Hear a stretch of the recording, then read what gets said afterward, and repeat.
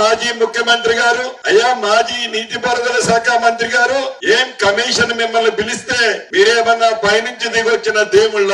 తప్పు చేశారు కాబట్టి, తప్పు రుజువు కాబోతుంది కాబట్టి గుమ్మడికాయల దొంగ ఎవరంటే భుజాలు తడుముకున్నట్టు భుజాలు తడుముకుంటున్నారు. తప్పు ముమ్మాటిగా చేశారు. మీరు నిజంగా నిస్వార్థ పరులైతే మీరు ఈ ఉమ్మడి నల్లగొండ జిల్లా మీద ముసలి కన్నీరు ఇప్పుడు కారుస్తున్నారు. ఏదైతే ఆనాడు దివంగత నేత వైఎస్ రాజశేఖర రెడ్డి గారు ఏదైతే సొరంగ మార్గాన్ని ప్రారంభిస్తే జలయజ్ఞంలో భాగంగా గ్రావిటీతో శ్రీశైలం నీరు ఈ పోరేడు ప్రాంతమైన నల్లగొండ ప్రాంతం సస్యశ్యామలమయ్యే ప్రాజెక్టుని ఏనాడైనా మీ 10 సంవత్సరాలలో ఆనాటి దళిత తెలంగాణ రాష్ట్రంలో ఆ ప్రాజెక్టుని పూర్తి చేయాలని కనీస విజ్ఞత జ్ఞానమైనా మీకు వచ్చిందా? ఈనాడు ముసలి కన్నీరు కారుస్తున్నారు. ఈనాడు ప్రజల పక్షాన మాట్లాడుతున్నారు. ఈ నల్లగొండ ప్రాంతం